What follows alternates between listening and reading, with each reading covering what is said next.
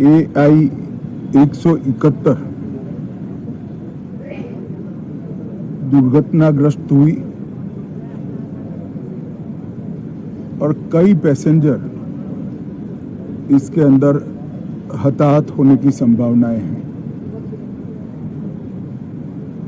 इस घटना से पूरा देश क्षुब्ध है और पूरा देश एक साथ पूर्ण संवेदनाओं के साथ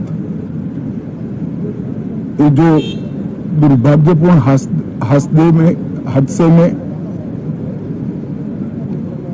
पैसेंजर हताहत हुए हैं, इनके परिजनों के साथ खड़ा है। सबसे पहले मैं भारत सरकार, गुजरात सरकार, भारत सरकार के प्रधानमंत्री जी और गुजरात सरकार की ओर से भी जो लोग हताहत हुए हैं, इनके परिजनों के प्रति गहरी संवेदना व्यक्त करता हूं। 10 ही मिनटों में हादसे के भारत सरकार के पास सूचना पहुंची। तुरंत ही मैंने मुख्यमंत्री जी, यहाँ के गृह मंत्री, होम डिपार्टमेंट के control room, civil aviation department, civil aviation मंत्री, सभी से संपर्क किया। प्रधानमंत्री जी का भी तुरंत ही फोन आ गया और भारत सरकार और गुजरात सरकार के सभी डिपार्टमेंट एक साथ होकर राहत और बचाव कार्य में लगे। इस विमान में कुल मिलाकर 230 यात्री देश के और विदेश के और 12 क्रू मेंबर सवार थे। इसमें से एक यात्री का बचने का अच्छा समाचार मिला है, मैं उनको मिलकर आया हूं। मृत्यु का आंकड़ा तो DNA परीक्षण और यात्रियों की पहचान के बाद ही अथॉरिटी अधिकृत रूप से घोषित करेगी, मगर जो यात्री बचा है उसको मैं मिलकर आया हूं। घटना के तुरंत बाद गुजरात सरकार ने बहुत त्वरा से डिजास्टर मैनेजमेंट की सारी इकाइयों को अलर्ट करते हुए, चाहे हेल्थ डिपार्टमेंट हो, चाहे फायर ब्रिगेड हो, चाहे पुलिस विभाग हो, भारत सरकार की भी CAPF को संपर्क कर सभी ने एक साथ मिलकर राहत और बचाव का कार्य चालू किया। मगर 1.25 लाख लीटर ईंधन जो विमान के अंदर ही था और लगभग गर्मी, तापमान इतना ऊंचा हो गया कि किसी को बचाने की मौका ही नहीं मिला। अब मैं घटना स्थान पर भी जाकर आया हूं। सारे यात्रियों के मृतदेह को बाहर निकालने का काम लगभग समाप्त हो चुका है। जितने यात्रियों के परिजन यहां पहुंच चुके हैं, वो सबका DNA लेने की कार्यवाही भी 2-3 घंटों में समाप्त हो जाएगी।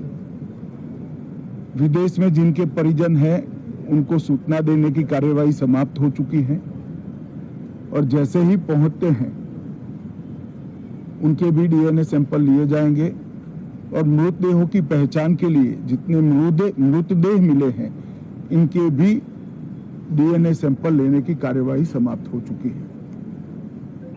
गुजरात में ही लगभग 1000 के आसपास DNA टेस्ट करने पड़ेंगे। ये सभी टेस्ट करने की क्षमता गुजरात में विकसित है, तो DNA टेस्टिंग के लिए कहीं गुजरात के बाहर जाने की जरूरत नहीं पड़ेगी। गुजरात की FSL और नेशनल फॉरेंसिक साइंस यूनिवर्सिटी दोनों मिलकर कम से कम समय में डीएनए का परीक्षण पूरा करने के बाद परिवारजनों को अपना मृतदेह परिजन का मृतदेह सौंपने का काम करेंगे। उनके रहने की सुविधा, उनकी सांत्वना की सुविधा, जिनको मेडिकल प्रॉब्लम ट्रॉमा के कारण हुए इनकी मेडिकल की सुविधा, ये सारी व्यवस्था बहुत सुचारू रूप से हो चुकी है। अभी रिव्यू मीटिंग में सारी व्यवस्थाओं को हम सब मंत्रियों ने साथ में मिलकर देखा है।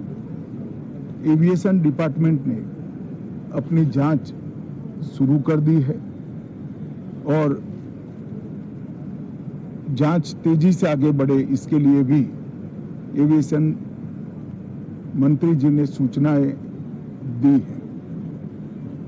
मैं फिर से एक बार राहत काम में जिन जिन एजेंसियों ने त्वरा के साथ बचाव और राहत का काम किया वो सभी का धन्यवाद करना चाहता हूं और फिर से एक बार जिन्होंने अपने परिजनों को गंवाया है, हताहत हुए हैं, वो सभी को मनपूर्वक संवेदनाएं व्यक्त करता हूं। मैं एक बात जरूर कहना चाहता हूं कि ये एक्सीडेंट है, एक्सीडेंट को कोई रोक नहीं सकता, परंतु 365 दिन 24 घंटा इस तरह की घटना के लिए प्रशासन का जो अलर्टनेस है उसकी कसौटी उसी वक्त होती है जब ऐसी घटनाएं होती है।